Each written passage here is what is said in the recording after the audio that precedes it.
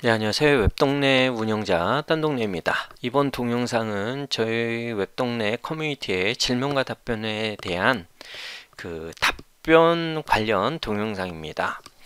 저희 웹동네 회원분들이 저희 웹동네 책을 보고 질문이 있으면 이렇게 올려주고 계시는데요.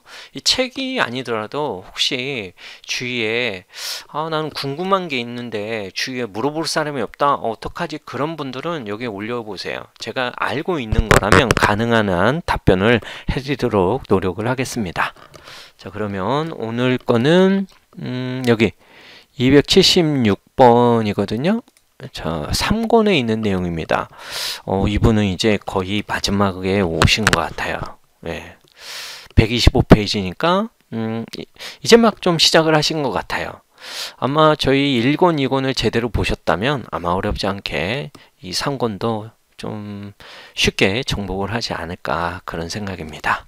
자, 그러면 질문에 대한 내용을 보면은 3권 125페이지에 이와 같은 예제가 있습니다. 예제 2에 요 디스 요 부분이거든요.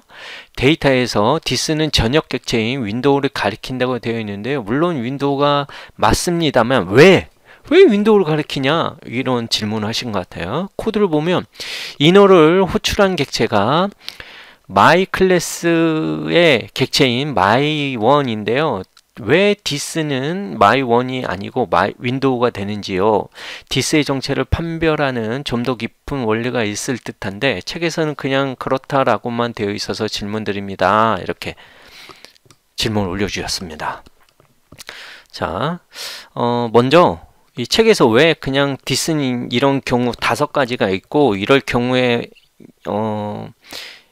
5가지 경우가 있고 각각의 경우는 디스는 이 값이 들어가 있을 거예요. 이렇게 일단 알고 가세요 라고 제가 설명을 해드린 이유가 사실 이 초보자는 또는 지금 이제 자바스크립트 배우는 분들은 할 게 진짜 많거든요. 근데 사실 이 디스의 정체는 지금 아니고 다음에 해도 되거든요. 즉 이제 기초적인 걸 다 배우고 나서 그리고 디스도 일단 이렇게 알고 넘어가요. 그리고 이제 더 이상 배울 게 없어. 그럴 때 이 디스의 정체를 알기 위한 모험을 떠나시는 거를 저는 이렇게 추천을 해드린 거죠. 저는 그게 더 맞다라고 생각을 한 거거든요. 그리고 사실 일단 이렇게 답변을 해드리고요. 책에서는 그냥 그렇다라고 넘어간 이유가 그 뜻입니다. 그 다음에 디스의 정체를 판별하는 좀 더 깊은 원리 있습니다. 미리 얘기를 해드리자면 이 디스의 정체를 알려면 뭘 하셔야 되냐면 바로 실행 컨텍스트에 대한 개념을 알고 있어야 됩니다. 참고로 저희 웹동네 책에서도 이 실행 컨텍스트에 대한 내용을 넣었었는데요. 내용이 너무 어려우실 것 같아서 일단 뺀 거거든요. 네. 일단 실행 컨텍스트를 디스가 정말 궁금하시면 실행 컨텍스트를 공부를 해보시는 걸 추천을 해드립니다. 실행 컨텍스트에 대해서 검색을 하시면요 정말 많이 나와요. 그걸 한번 읽어보고 보셔도 될 것 같아요. 아시겠죠? 그래서 간단하게 제가 이 실행 컨텍스트에 대한 설명을 해드리겠습니다. 자바스크립트는 여기 보시면 이렇게 우리가 코딩을 하잖아요. 근데 그냥 코딩을 하잖아요. 그러면 이제 자바스크립트 엔진이 이거를 해석을 할 거 아니에요. 근데 그냥 해석을 하진 않습니다. 어떻게 해석을 하냐면 바로 이 실행 컨텍스트 단위로 코딩 해석을 하게 됩니다. 아시겠나요? 그래서 이 실행 컨텍스트는 크게 2가지로 분류를 할 수가 있거든요. 물론 3가지일 수 있지만 전역 실행 컨텍스트와 함수 실행 컨텍스트 로 나눌 수가 있어요. 그래서 자바스크립트는 이제 C 땅 하잖아요. 그러면 그냥 해석을 하는 게 아니라 전역에 있는 요소 있잖아요. 이런 것들을 전역 실행 컨텍스트라는 영역을 만들고 뭘 하게 되냐면 변수 객체 생성, 변수 객체화 뭐 이런 작업들을 하게 됩니다. 그때 뭘 하게 되냐? 바로 이 디스에 대한 내용을 생성을 하게 돼요. 프로퍼티를. 한마디로 전역 실행 컨텍스트라는 객체가 하나 있고 그 프로퍼티로 this를 만들게 된다고 보셔도 될 것 같아요. 그리고 전역 변수 있잖아요. 이 전역 변수도 그 전역 실행 컨텍스트의 프로퍼티가 됩니다. 아시겠나요? 전역 함수도 전역 실행 컨텍스트에 이제 프로퍼티로 등록이 되는 거죠.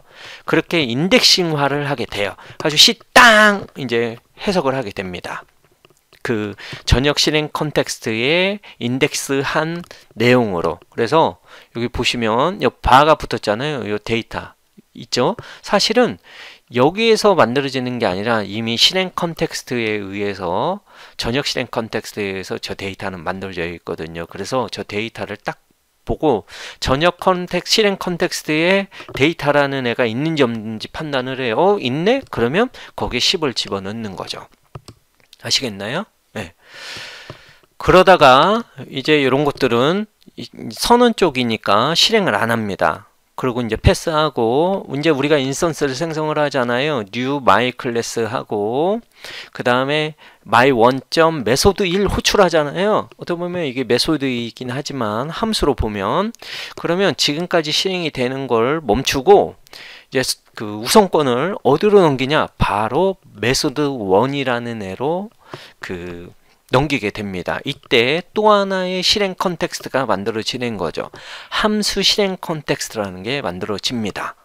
아시겠나요? 그래서 이 함수 실행 컨텍스트 에서 또 똑같은 작업을 해요. 이 내부에 변수, 매개 변수 이런 것들이 있죠. 그 다음에 this 이런 것도 모두 다 실행 컨텍스트에 변수 객체화 할 때 쭉 만들어지게 되는 거죠. 자, 여기서 중요합니다. 일반 함수일 때는 일반 함수 호출을 하잖아요. 그러면 this를 윈도우로 세팅을 해줘요. 아시겠나요? 근데 메소드 호출, my one 메소드 1 호출하셨잖아요.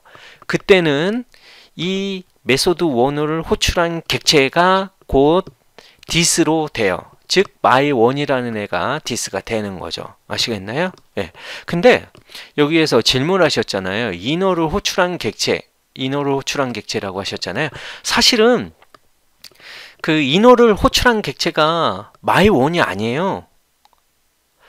원래 호출한다는 의미는 여기 앞에 있잖아요. 앞에 객체점 한다라는 형태가 바로 그 호출한다는 의미죠.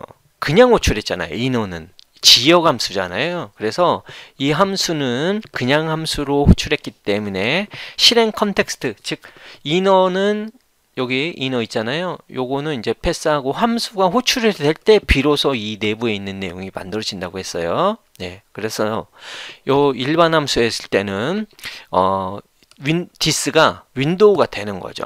그래서 this 점은 윈도우 점이 돼가지고 그 윈도우의 전역 변수에 즉 여기 1번에 있는 10 대신에 20이 저장이 되는 거죠. 아시겠나요? 네, 그래서 이런 식으로 쭉 그 실행 컨텍스트를 만들어 가면서 해석을 하기 시작을 합니다.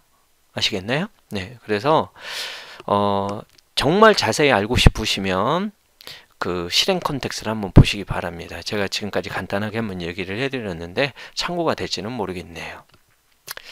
네, 어느 정도 이해는 가시죠? 예, 자 그러면 설명을 여기서 마치도록 하겠습니다. 화이팅입니다.